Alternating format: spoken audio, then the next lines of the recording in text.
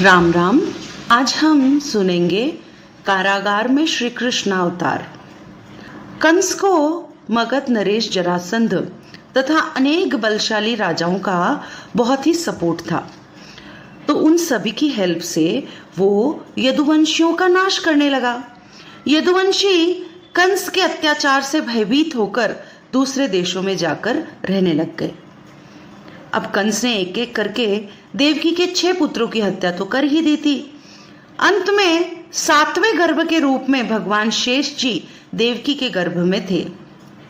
भगवान शेष जी यानी जो अनंत शेष जी हैं, जो सांप की रूप में भगवान विष्णु जिनके ऊपर शयन करते हैं, उनका नाम है शेष जी।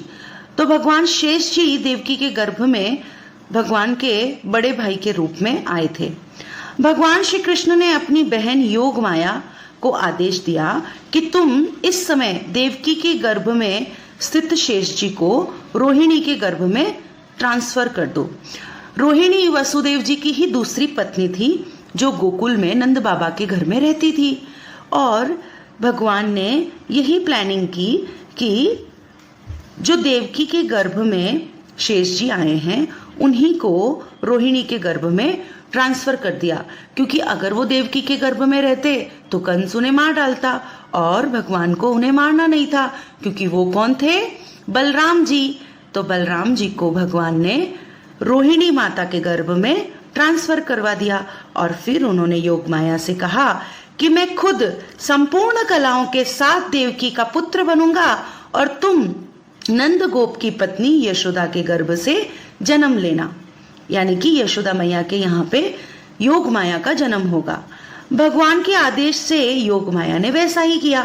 अब कुछ दिनों बाद देवकी के शरीर की कांति से पूरा जेल चमकने लगा, क्योंकि आप सोचो, अगर भगवान स्वयं ही जिनके गर्भ में आ गए हों, उसके सौंदर्य के, उसके प्रसन्नता की कोई सीमा होगी? नहीं। इसीलिए देवकी बहुत प्रसन्न रहती थी। वहां का वातावरण इतना निर्मल रहता था, पूरे जेल में चमचमाहट ऐसे लगती थी जैसे कि कोई किरणें निकल रही हो देवकी माँ के पूरे शरीर में से। अब ये देखकर कंस सोचने लग गया कि अरे, इस बार तो अवश्य ही इसके गर्भ में मेरे प्राणों का ग्राहक विष्णु आ चुका है, यानी कि मुझे मारने वाला अब इसके पेट में आ गया है।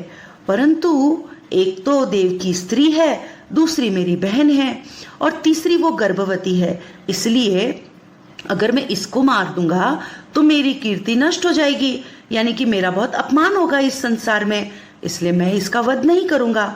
कंस इतना अधिक दुष्ट था कि वह देवकी को आसानी से मार सकता था, पर इस समय उसने इस क्रूरता का विचार छोड़ दिया। ये देखो, ये भी सब भगवान की ही लीला है। भगवान को जन्म लेना था, इसीलिए भगवान ने कंस की बुद्धि भी चेंज कर दी और अब वो विष्णु के प्रति वैर ठानकर उनके जन्म की प्रतीक्षा करने लगा। आखिर प्रतीक्षा का समय समाप्त हुआ। भगवान के अवतार की शुभ घड़ी आ गई और रोहिणी का पावन नक्षत्र था। आकाश के सभी नक्षत्र तारे शांत और सौम्य हो गए। निर्मल आकाश में तारे जगमगा रहे थे। पृथ्वी की छटा निराली थी। पृथ्वी बहुत आनंदित थी। सारी नदियां एकदम खुशहाल बह रही थी और मंद मंद हवा सुगंध के साथ बह रही थी। बहुत दिनों बाद पृथ्वी के स्वामी भगवान उनका भार हरण करने के लिए अवतार जो ले रहे थे, इसलिए वह पलक पावड़े बिछाकर, यानी कि पलके बिछाकर, हृदय खोलकर प्रभु के दर्शन के लिए तैयार हो गई थी। और जिस समय भगवान के अवतार का अवसर आया, स्वर्ग से सभी देवताओं ने दुंदुभियां बजाई, किन्नर और गंधर्व मधुर गान में गाने लगे, अप्सराएं नृत्य करने लगी, बड़े बड़े देवता ऋषि मुनि आनंद से भरकर पुष्पों की वर्षा करने लगे, जल से भरे हुए बादल गर्जना करने लगे और भाद्रपद की कृष्ण पक्ष की घोर अंधेरी आधी रात को तीनों लोकों के स्वामी भगवान श्री कृष्ण देवकी के गर्भ से प्रकट हुए। बोलो कृष्ण कन्हैया लाल की जय।